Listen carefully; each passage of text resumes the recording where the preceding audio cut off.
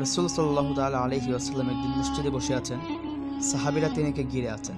এমন সময় মহানবী সাল্লাল্লাহু তাআলা আলাইহি ওয়াসাল্লাম বললেন, এখন যিনি মসজিদে প্রবেশ করবেন তিনি বেহেশতের অধিবাসী। একথা শুনে উপস্থিত সব সাহাবী অধীর আগ্রহে তাকিয়ে রইলেন মসজিদের প্রবেশমুখে। সবার মধ্যে জল্পনা কল্পনা চলছে, হয়তো হযরত আবু বকর রাদিয়াল্লাহু তাআলা আনহু বা হযরত ওমর রাদিয়াল্লাহু তাআলা আনহু বা অথবা এমন কেউ আসছেন যাদের বেহেশতের সুসংবাদ আল্লাহ পাক ঘোষণা করেছেন। সবাইকে অবাক করে দিয়ে মসজিদে প্রবেশ করলেন একজন সাধারণ আনসার সাহাবী, এমনকি তার নাম পরিচয় পর্যন্ত জানা ছিল না অধিকাংশের। এরপরের দিন সাহাবীরা মসজিদে বসে আছেন নবীজি সাল্লাল্লাহু তাআলা আলাইহি ওয়াসাল্লামকে ঘিরে।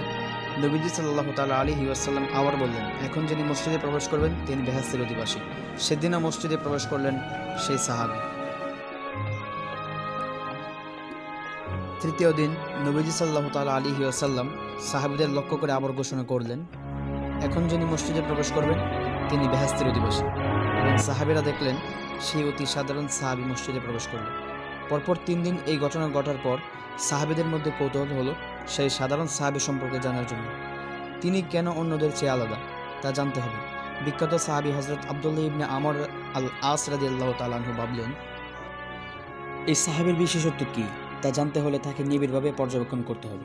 তিনি সেই সাহাবীর কাছে গিয়ে বললেন, আমার বাবার সাথে আমার মনোমালিন্য হয়েছে, তোমার বাড়ি থেকে আমাকে 3 দিনের জন্য থাকতে দেবে?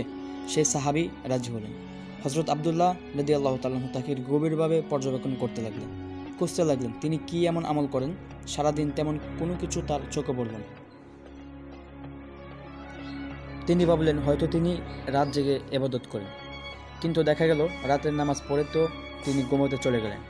উঠলেন সেই ফজর পড়তে। পরের 2টি দিনও এভাবে কেটে গেল। হযরত আব্দুল্লাহ রাদিয়াল্লাহু তাআলা আনহু কোনো বিশেষ আমল বা আচরণ আবিষ্কার করতে পারলেন না যা অন্যদের চেয়ে আলাদা। তাই তিনি সরাসরি সেই সাহাবীকে বললেন, দেখো আমার বাবার সাথে আমার কোনো মনোমালিন্য হয়নি, আমি তোমাকে পর্যবেক্ষণ করার জন্য তোমার বাড়িতে ছিলাম, কারণ নবীজি সাল্লাল্লাহু তাআলা আলাইহি ওয়াসাল্লাম বলেছেন যে তুমি জান্নাতি। আমাকে বলো তুমি আলাদা কি এমন আমল করো? সেই সাহাবী বললেন, তুমি আমাকে যেমন দেখেছ আমি তেমনই, আলাদা কিছু তো আমার মনে পড়ছে না। এই কথা শুনে হযরত আব্দুল্লাহ রাদিয়াল্লাহু তাআলা তাকে বিদায় জানিয়ে চলে যেতে থাকলেন। এমন সময় সে সাহাবী হযরত আব্দুল্লাহ রাদিয়াল্লাহু তাআলা তাকে বললেন, আমার একটা অভ্যাসের কথা তোমায় বলা হয়নি। রোজ রাতে ঘুমাতে যাবার আগে আমি তাদেরকে ক্ষমা করে দিই যারা আমাকে কষ্ট দিয়েছে বা আমার প্রতি অন্যায় করেছে। তাদের প্রতি আমার কোনো ক্ষোভ আমার অন্তরে আমি পুষে রাখি না। হযরত আব্দুল্লাহ রাদিয়াল্লাহু তাআলা আনহু এই কথা শুনে বললেন, এজন্যই তুমি আলাদা, এজন্যই তুমি জান্নাতি। রাসূল সাল্লাল্লাহু তাআলা আলাইহি ওয়াসাল্লাম বলেছেন, যে মানুষের প্রতি দয়া করে না আল্লাহ ও তার প্রতি দয়া করে না।